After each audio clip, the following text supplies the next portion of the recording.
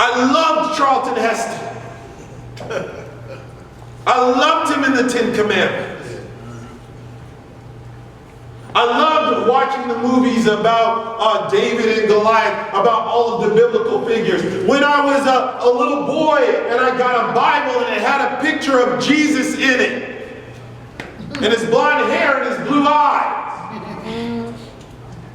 There's an important verse I want you to take note of. Go back to Genesis chapter 10, verse 5. I want you to look at it. I want you to read it with me. By these were the isles of what? Gentiles. By these were the isles of the Gentiles divided. Now, you don't see the word Gentile with Shem. Neither do you see the word Gentile with Ham. You only see the word Gentile with Japheth. Gentile is not a bad word. And it doesn't commonly mean what we've been taught that it means, that Gentile means non-Jew. Right. The word Gentile comes from a Hebrew word. Actually, the word Gentile is Greek, comes from a Greek word gentilis, but they're using that to come from a Hebrew word goy or goyim. Yeah. Goy means foreign nation. Yes. Right. Or it means nation. That's all it means. It doesn't mean bad. It doesn't mean curse. It doesn't mean not as good as. It just means you're from far away. When Moses was writing this text, the descendants of Japheth were not in the Middle Eastern region. They were still beyond the Caucasus Mountains. That's why he called them Gentiles. The foreigners, they are away. The Caucasian race did not start making a push down into the Middle East and into Africa until about 1000 BC. So when I'm sitting here and I'm watching Charlton Heston, do I love it when he puts forth the rod? Do I love all the smooth lines he had in the movies?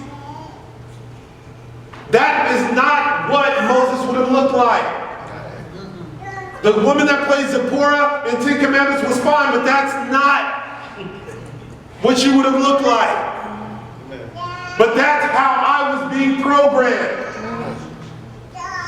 And when you study the Bible, if you were able to picture the characters, for most of the Old Testament, the people you would see would be people of color.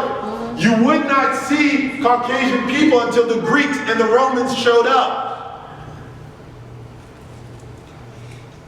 And so I'm not seeing my purpose. I'm not seeing my play. I'm not seeing my role when I'm a child and I'm growing up. But God did great things through me like he did every other race. Mm-hmm. All of us are vessels of God, and he's revealing himself through all of us in magnificent ways. That's right. When you go to Isaiah chapter 19, if you could go there please, Isaiah chapter 19, verse 18. It says, in that day shall 5 cities in Egypt speak the language of Canaan, and swear to the Lord of hosts, and one of the cities shall be called the city of destruction. Then in the very next verse, really, I love this verse, and I'll tell you why in a minute. It says, in that day there shall be an altar to the Lord in the midst of the land of Egypt, and a pillar at the border thereof to the Lord.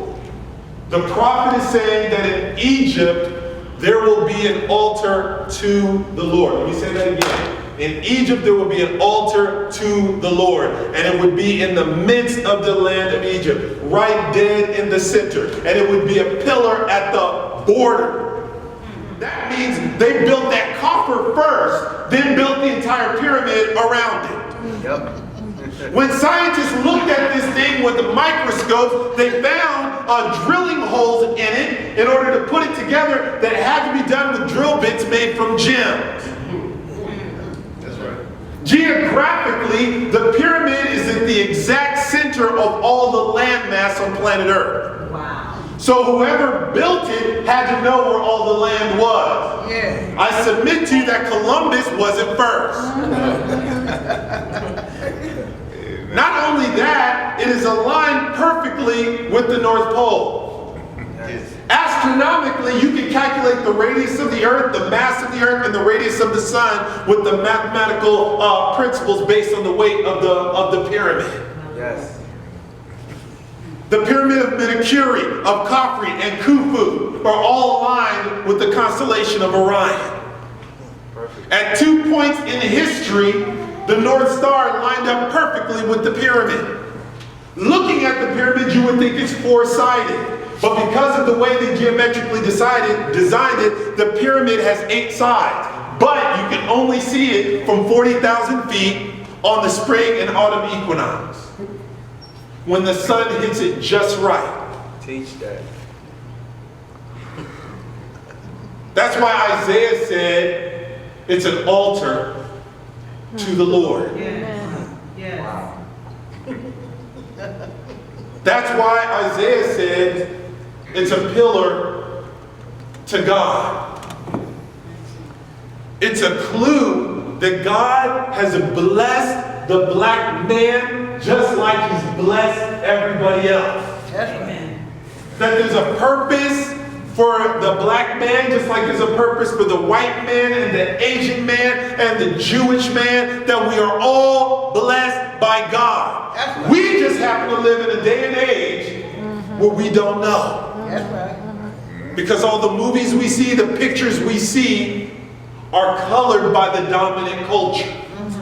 Right. So you can walk around thinking that you are not that significant. But I'm here to tell you are all that. That's right. Amen. Much, much more.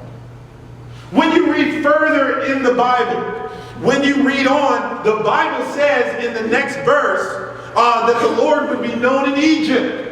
The Egyptians would know the Lord, that they would make sacrifice and oblation to Him, that they would vow a vow to the Lord, they would perform it. It goes on, it says, just like with the Israelites, that the Lord would smite Egypt, but He would smite and heal them, and they would return to the Lord, and He would be entreated to heal them. He said that in that day there shall be a highway out of Egypt to Assyria, and the Assyrians shall come into the Egyptians, and the Egyptians to the Assyrians, and the Egyptians and the Assyrians would serve together. In the next verse it says, in that day, now listen closely, shall Israel